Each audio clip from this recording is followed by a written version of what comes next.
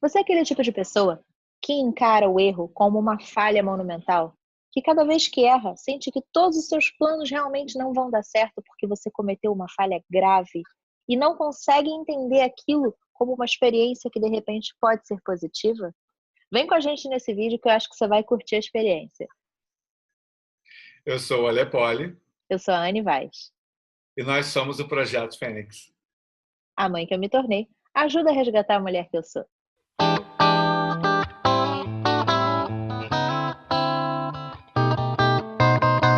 A gente quer lembrar vocês, no final do vídeo vai ter um botãozinho redondinho para você se inscrever aqui no canal. Não esquece! No trabalho de hoje, a gente está falando sobre erro. Agora é interessante porque erro é uma palavra grande, né, Polly? Erro. Não, é pequenininha, mas ela assusta pra caramba, né? E aí, medo de quê, gente? De onde vem um erro? De onde vem o medo de errar? A gente é ensinado assim, né? A gente desde pequeno, a gente na verdade não pode tirar nota baixa, a gente não pode errar o cálculo, a gente não pode errar, não sei, é como se a gente nascesse perfeito, né? Exatamente. E é engraçado porque você falou de crianças, né? E a gente tem uma frase interessante que todo mundo fala o tempo todo: errar é humano. Mas a gente está sempre tirando essa noção das crianças e tentando fazer com que elas acertem e sigam aquilo que a gente previu como certo. Agora, errar é humano. Então eu pergunto a você, por que que tem tanto meme de bichinho dando com a cara na porta, de gato que tropeça, cachorro que cai de cima da mesa? Gente, errar não é humano, errar é da natureza, errar é normal.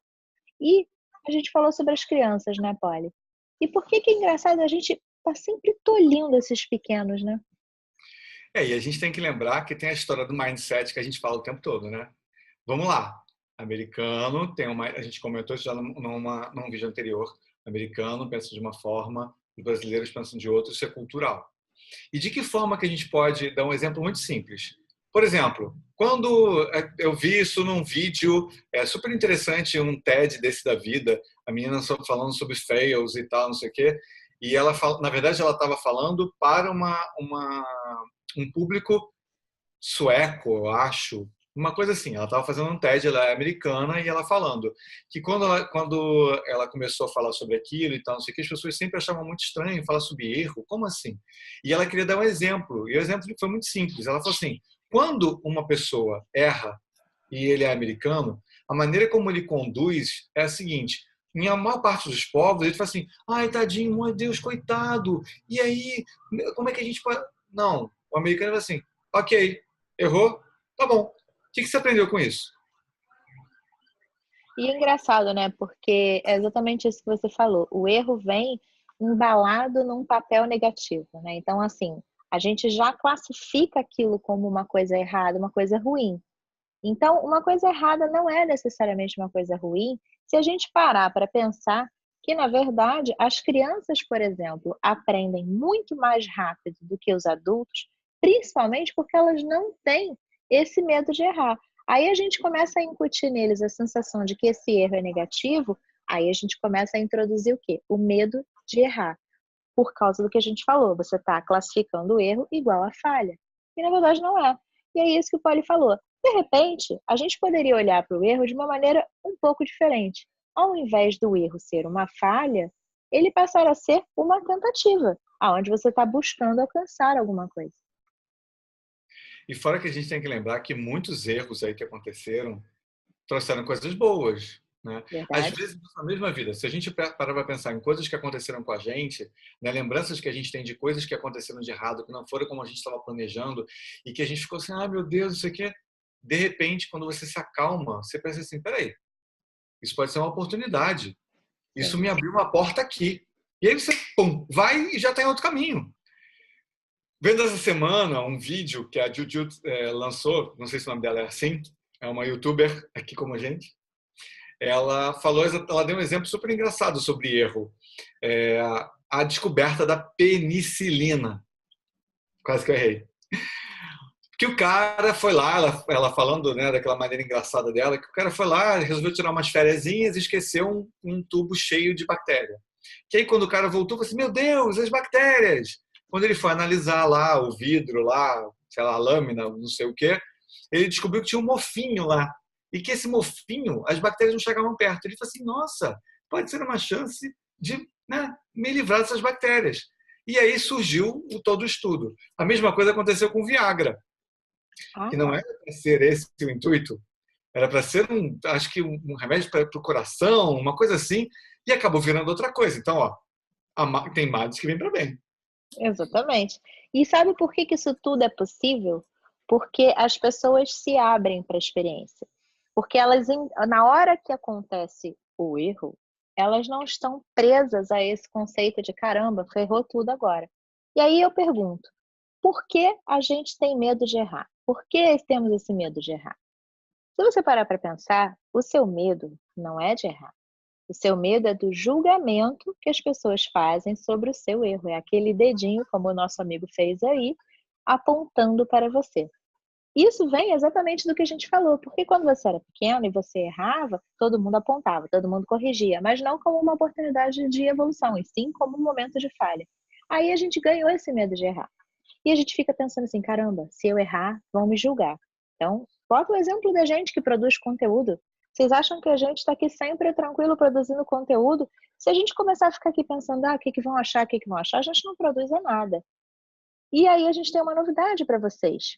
As pessoas julgam, faça você certo ou errado. Portanto, não adianta você deixar de fazer porque você tem medo disso, porque isso não vai deixar de acontecer. Então, ao contrário, procura fazer de uma maneira que faça sentido para você. Se errar, errou.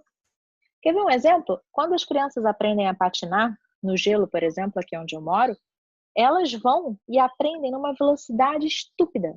Por quê? Porque elas não têm medo de cair e as pessoas rirem delas. Elas caem e levantam. Com isso, elas conseguem aprender muito mais rápido, porque elas aprendem quando caem, o que é o equilíbrio, como é que funciona melhor, como é que a lâmina do patins fica. A gente não. E eu posso dizer de cadeira porque eu literalmente patinei segurando uma cadeira, de medo de cair de bumbum. Então, gente, na boa, olha a oportunidade que eu perdi. De repente, eu poderia ter levado um belo tabaco ou aprendido. E, no geral, gente, a gente também tem que pensar numa coisa. Errar, assumir que errou, é uma coisa super importante. Ah, Porque sim. isso sim vai te levar a um processo de pensar o que aconteceu, identificar esse problema, saber de que forma não errar de novo, se aquilo for uma coisa extremamente, né, ruim ou importante para que não aconteça novamente, e superar e, acima de tudo, aprender com o que aconteceu. Aquilo é uma Exatamente. experiência. É como a Anne está colocando, é um desafio, é uma coisa que pode ser superada, não tem julgamento de ninguém por trás disso, é você olhar nos olhos do erro e falar assim, bom, o que eu aprendi com você? Perfeito. E isso está muito ligado ao empreendedorismo, tá? A gente fala isso porque, assim, muitos de nós aqui que assistimos o vídeo, muitos de nós temos essa vontade de empreender, alguns empreendem, outros pensam sobre isso. E assim, gente, para o empreendedor, a falha é inerente. Inclusive, a gente já falou sobre isso em algumas lives lá no Instagram e aqui mesmo em vídeos nossos do YouTube, que em alguns lugares eles entendem essas falhas como parte do processo. Outro dia eu estava jantando com uma amiga e, assim, a gente não está dizendo que é melhor lá ou aqui, tá? Mas essa amiga, ela mora aqui nos Estados Unidos, ela é americana e ela estava falando assim para mim, como é que é no Brasil quando a gente empreende e não dá certo? Falei, pois é muito difícil, porque para começo de conversa, a maior parte das vezes a gente fica negativado, né? A gente tem problemas com uma série de coisas, por quê? Porque a gente falhou. Ela falou, engraçado, eu acho que o empreendedor deveria ser premiado pela coragem, pelo empreendimento, por ter buscado uma outra solução, porque essa é a cultura. E aí é verdade, porque no Brasil, muitas vezes, aquela pessoa que empreende, ela é punida por toda essa falha, né, por não ter conseguido, e aí ela acaba ou desmotivando de empreender, ou mesmo quando ela não desmotiva, muitas vezes ela não tem mais meios para empreender. Então, assim, olha como a gente está classificando uma coisa que é inerente ao processo de empreender, que é falhar e aprender até conseguir, e a gente vai classificar como uma coisa negativa. Então, é exatamente essa proposta que a gente quer fazer para vocês. O erro não é uma falha, gente, vamos desconstruir essa ideia. O erro é a tentativa de você encontrar o seu caminho, é a busca por ele. Perfeito. E aí? E aí que a gente fez uma proposta diferente hoje. O Poli vai falar sobre um livro que ele leu, que fala muito bacana sobre o mindset e a gente vai fechar com uma coisa para você pensar na próxima vez que você errar. Gente, o livro chama Mindset. É uma PhD, chama Carol Dweck, Dweck. Vocês falem da maneira como vocês acharem melhor. E ela fala exatamente da história do mindset fixo e o mindset que ela chama de crescimento, que é o quê?